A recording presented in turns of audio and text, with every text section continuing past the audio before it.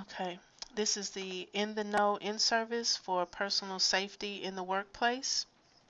We hope that you enjoy this in service that has been prepared especially for nursing assistants like you. You work very hard and we appreciate the effort that you make to complete these educational materials. It shows your desire to continue learning and growing in your profession. After finishing this in service, you will be able to identify emergency preparedness procedures for your workplace, describe the purpose of an MSDS, demonstrate standard infection control precautions and the use of PPE, name at least 3 ways to avoid falls and back injuries, discuss why reporting incidents of sexual harassment and workplace violence is so important, name at least 3 ways to remain safe while working in the community. Please make sure that you go through and read all of the attached materials as you go through this in-service. If you have any questions, please contact me, Latanya Williams, at 972-270-2000, and they will transfer you to whichever office that I'm in at that time. Are you safe at work? Probably, but accidents can happen anywhere and no workplace is 100% safe. That's why the U.S. government has worked hard to improve workplace safety. In 1970, the Occupational Safety and Health Act was passed by Congress, which we better know as OSHA. This federal law requires a safe workplace for every American employee. Businesses that fail to comply with OSHA regulations face fines of $5,000 per day or more.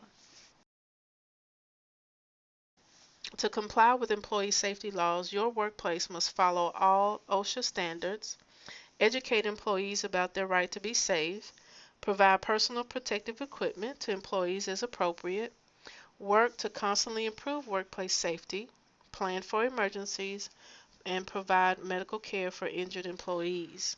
Safety is also the responsibility of every employee. By learning more about workplace hazards, you'll be able to reduce your risk of injury. Workplace fires. Most fires are preventable. Here are some ways that you can help prevent fires in your workplace. Make sure that clients and coworkers who smoke follow your workplace smoking rules. Never allow clients to smoke in bed. Don't let anyone smoke in areas where oxygen is in use. Report any equipment that has been cracked or frayed. Electrical cords. Turn off electrical appliances when you are finished using them. Keep things that can catch on fire, such as paper, curtains, and linens, away from hot devices, such as stoves, radiators, or reading lamps.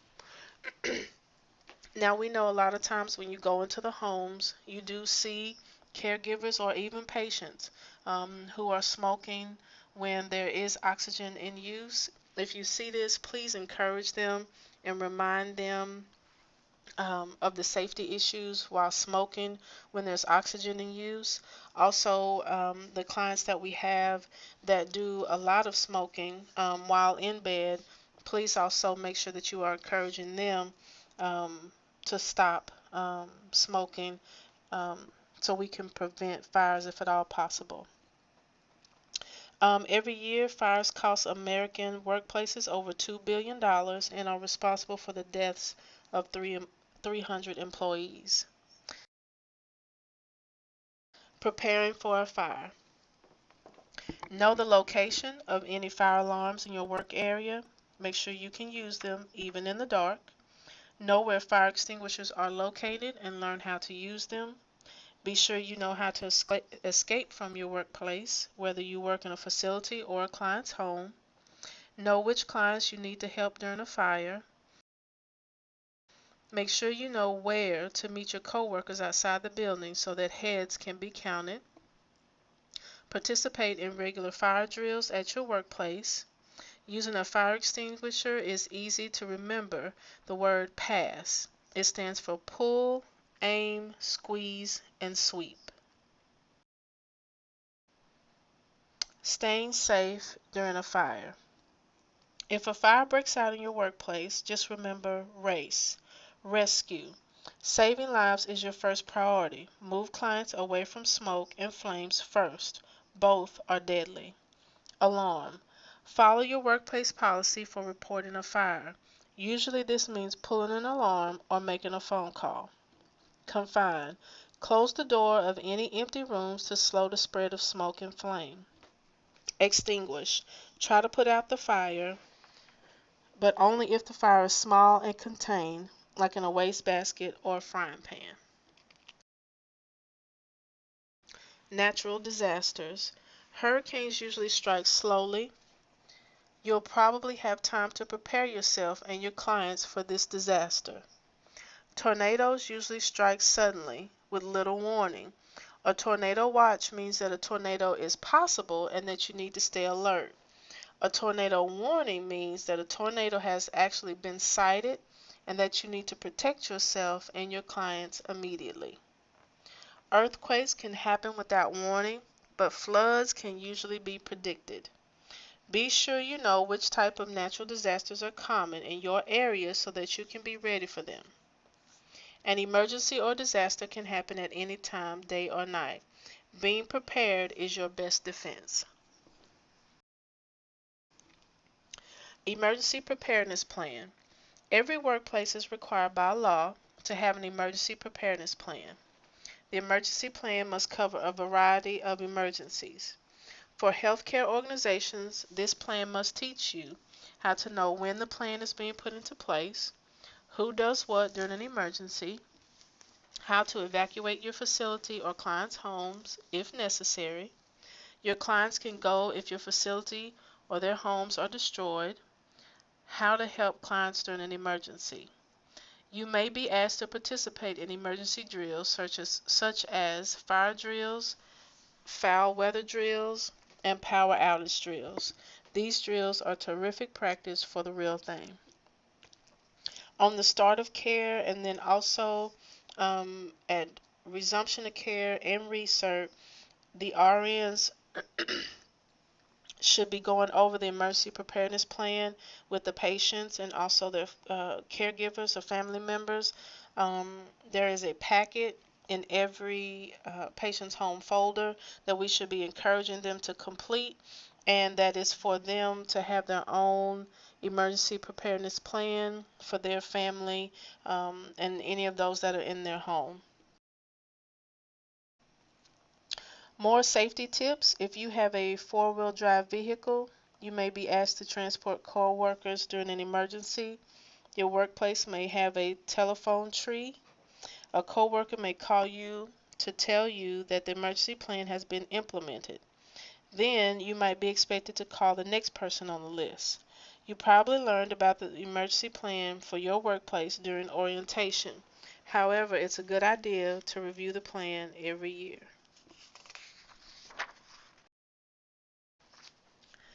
Chemical hazards.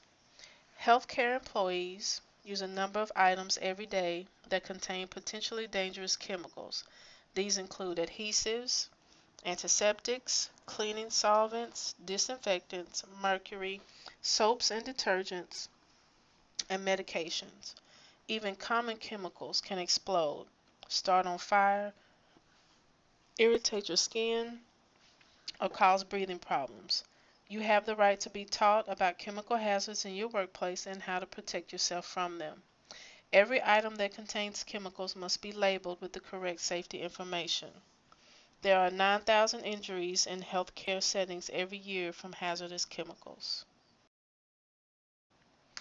What's an MSDS? An MSDS is a material safety data sheet. It contains information about the hazards of a chemical, how to use the product safely, and what to do if there is an emergency with that chemical. You have the right to read the MSDS for any chemical used at your workplace. Be sure you know where these sheets are kept. By reading an MSDS, you'll find out many things, including whether a chemical is dangerous to breathe, if it can hurt your skin, and whether it can start on fire. You will find our MSDS in the office of your director of nursing. A strong odor is the most common warning that a chemical is hazardous. However, some dangerous chemicals have no odor at all. Being safe around chemicals. Read and follow the warning labels on any chemicals that you use. Don't mix chemicals or cleaning products together unless there is a policy for doing so. Be sure to let your supervisor know if the label on a chemical container becomes too dirty to read, gets torn or falls off, or if you need first aid because of a chemical. Remember that it's your job to ask questions if you have concerns about chemical hazards in your workplace. It's your supervisor's job to answer any questions you may have. Biological hazards. Biological hazards are materials that can cause infection and disease in humans. Biological hazards include blood and other body fluids, client care, equipment, and or personal belongings contaminated by blood or body fluids. Garbage contaminated by germs, including discarded wound dressings, used needles, and the contents of a bedpan, urinal, or Foley catheter bag. Healthcare workers have a higher risk of getting sick from biological hazards than from chemical hazards. Dispose of biohazards waste in trash containers that are marked with this symbol. Um, if for any reason you need bags to dispose of anything that contains blood or body fluids, make sure that you obtain the biohazard bags from the office and then bring those back to the office, and Stericycle is who we use that will come and dispose of any biological hazardous materials. Standard precautions. Standard precautions include washing your hands after you touch blood, body fluids, or contaminated items, even if you are wearing gloves. Wearing gloves whenever you might have to touch blood or other body Wearing gloves whenever you might have to touch blood, other body fluids, or items contaminated by body fluids. Changing gloves in between clients. Wearing a mask, goggles, and or a gown to protect your eyes, skin, and clothing whenever you think you might be splashed with the client's blood or body fluid. Make sure that you keep a stock of gloves with you, and then also make sure that if you need it, you come to the office for your PPE kit that includes goggles, gloves, and a gown, just in case you would need them during a bath, especially when you have those patients that you're bathing and they may possibly have something like scabies or anything that you might be able to pick up in the home that you need to protect your own self from. Washing your hands is the single most important thing you can do to protect yourself from biohazards in the workplace. Get immunized against diseases like hepatitis B and rubella. Get tested for TB. Wash your hands frequently and thoroughly before, during, and after client care. Follow standard infection control precautions with all your clients. Follow additional infection control precautions like respiratory precautions as necessary. Know the signs and symptoms of infection. Tell your supervisor if you think a client may have an infection. And also make sure that you report your own illnesses to your supervisor.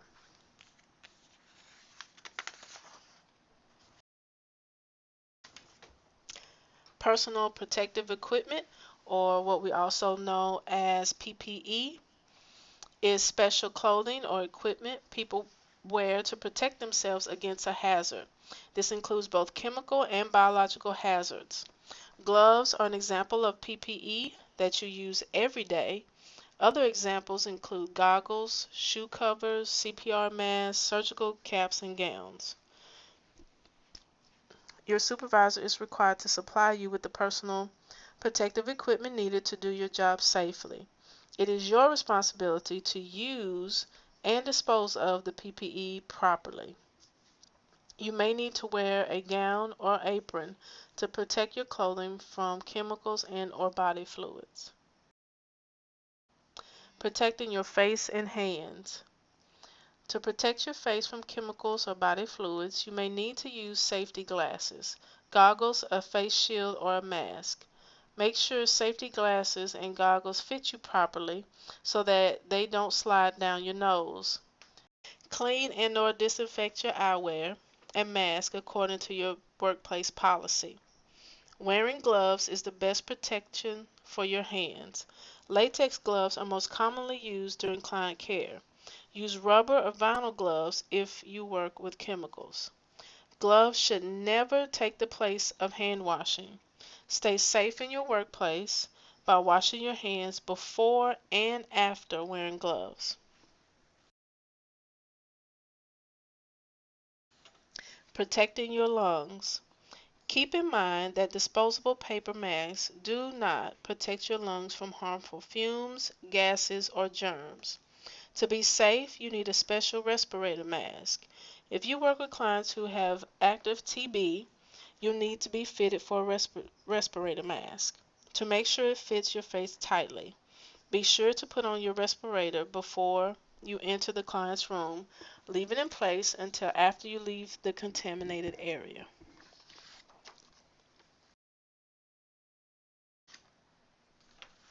Okay, now some fun stuff and a few facts. Did you know that during a busy shift, a CNA at a nursing home may perform over 100 client lifts? That means lifting a total of 13,000 pounds in one day. Nearly 9,000 healthcare employees become ill with hepatitis B every year. Every year in the United States, there are several thousand earthquakes and over 1,000 tornadoes. Most healthcare workers wash their hands only half as often as they should. As funny as they seem, the following are some actual injury statistics from just one hospital. 3 people died from testing a 9-volt battery by touching it to their tongues. In 1998, 142 people were injured by not removing all the pins from new shirts. In the same year, 18 people were seriously burned when they tried on a new sweater with a lit cigarette in their mouth. In one year, over 300 people came to the ER after opening bottles of beer with their teeth. Since 1997, over 100 people have had broken plastic toys pulled out of the soles of their feet. Since 1996, 31 people have died after watering their Christmas trees while the lights were on. Believe it or not, these are real accident reports made to insurance companies. Coming home, I drove into the wrong house and collided with a tree I don't have. A pedestrian hit me and went under my car. An invisible car came out of nowhere and struck my car and vanished. Can you think of some ways to make your workplace safer for you, your coworkers, and your clients? If so, share your ideas with your supervisor. Okay, falls and back injuries. It's not just clients who fall down, employees do too. In fact, over 300,000 Americans are injured by a fall at work every year. Healthcare workers are at risk for sprains, strains, and other back injuries due to frequent lifting, twisting, and bending. In addition, back problems can be caused by poor posture or by sitting for too long. 80% of all adults in the U.S. will have serious low back pain at least once in their lives. Most of these injuries could be prevented. Every year, American workers call in sick 93 million times due to back trouble. Don't use transfer devices like back belts or slide boards unless you've been trained to do so. Avoiding falls. Watch out for freshly washed or waxed floors. It's easy to slip on a wet surface. Wear rubber-soled shoes while you are working. They provide the best traction. Practice safe walking skills and pay attention to where you are walking. Move slowly on smooth or slippery surfaces. Always pick up items that you drop or that you see someone else drop. Watch out for loose electrical cords, throw rugs, and other items that might cause you to trip. Healthcare workers tend to hurt their backs during their first hour at work because their muscles have had a chance to warm up. Avoiding back injuries. Plan your moves before you try to lift something or transfer a client. Ask for help if the client or the load is too heavy. Lift with your legs, not your back. Bend at the knees, not the waist. Avoid twisting at the waist during a client transfer. Use smooth, steady movements during a lift or transfer. Seek help before a back injury becomes severe or chronic. Your supervisor may be able to help you find new ways to perform your work that don't require your body. Sexual harassment. Sexual harassment includes a number of different behaviors, all of which are unacceptable. For example, a supervisor offers extra vacation or promotion to an employee in return for sexual favors. Someone's constant foul language makes an employee's work life miserable. A supervisor keeps asking an employee for a date even after the employee has said no several times. An employee whistles at a coworker and makes frequent comments about her body. A client's family member keeps trying to touch a staff member in inappropriate ways. Even something harmless like telling dirty jokes can be considered sexual harassment. Dealing with sexual harassment. Remember that sexual harassment is not the victim's fault. If you feel you are being harassed, speak up. Let the person know you're offended by his or her actions. If the behavior doesn't stop, let your supervisor or another person in management know right away. Follow your workplace policy and procedures for dealing with sexual harassment. If the behavior still continues, consider filing a formal complaint with your state's Department of Labor. Sexual harassment can be verbal, like foul language, nonverbal, like obscene gestures, or physical, like groping or assault. Getting help. Your supervisor is responsible for making sure that sexual harassment is not tolerated. If you go to your supervisor with a harassment complaint, you can expect him or her to listen to what you have to say, initiate an investigation in a timely manner, keep your complaint confidential and private, take action to correct the problem, even if it means firing the offender. Refuse to allow either party to take revenge because of the complaint. Violence in the workplace. More physical assaults happen in healthcare facilities than any other type of workplace. Healthcare workers are at risk for violent behavior from clients, co-workers, family members, and strangers. However, the biggest risk of violence comes from aggressive clients.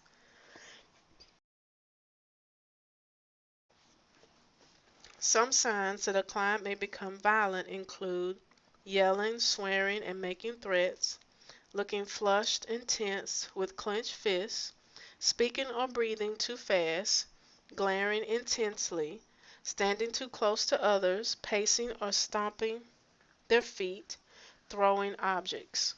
If a client becomes angry, try to listen to what he is saying. Don't tease or ignore him. Responding to aggressive people. Keep calm. If you get upset, the violent person may become more agitated. Stand at least an arm's length away from an aggressive person. Avoid letting the person trap you in a corner or block your exit from the room. Try to get the person to sit down. If you feel scared for your safety, leave the room and contact your supervisor. You may need to buddy up with another employee to provide care to clients who are known to be aggressive. Be sure to report any incidents of aggressive behavior from the clients, even if you weren't hurt. The next person may not be as lucky. Other safety tips: don't wear jewelry, especially necklaces, to reduce your risk of being strangled during a violent situation. Avoid touching angry clients unless you know from past experience that touching them is safe. Be a good role model. If you get angry or aggressive because of a client's violence, it will only make the situation worse. Make sure you know your workplace policy for getting help if a client becomes violent. Community safety. Many nursing assistants work in the community. They go from one client's home to another, sometimes traveling in the dark. This requires some additional safety precautions. Get specific, clear directions to each client's home before you leave your office or your home. Make sure that your supervisor knows your visit schedule. If your schedule changes for some reason, call the office right away. If you drive to clients' homes, make sure your car is in good working order. Keep the gas tank at least half full and check your oil and tires frequently. Make sure you have a street map in your car in case you get lost. Keep change for a phone call too. Drive with your car doors locked. Keep a blanket in your car during the winter and a thermos of water in the summer. Keeping a snack in the car is a good idea too. Park as close as possible to the client's home and walk directly to the client's door. Never leave your purse visible in your car. Lock it in the trunk. Look around before you leave your car. Don't get out of the car if you feel unsafe.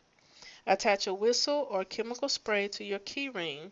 Keep your keys ready in your hand while walking to and from your car. If a loose dog threatens you, back away slowly. Never run or the dog may chase you. Always knock on the door before entering a client's home. Wear your name tag so people know you are there to help. If your client has relatives or neighbors who create a safety problem, discuss this issue with your supervisor. If you are the victim of a robbery, don't resist giving up your money or valuables. They are not worth getting hurt over. Tell coworkers any safety issue you've encountered at a specific client's home. If a client's home feels unsafe to you, ask your supervisor to send another aide with you or plan your visit to overlap with the visit of a nurse or a therapist. Some healthcare workers have found it useful to take a basic self-defense class. If you work in the client's homes, then the community is your workplace. Pay extra attention to your personal safety.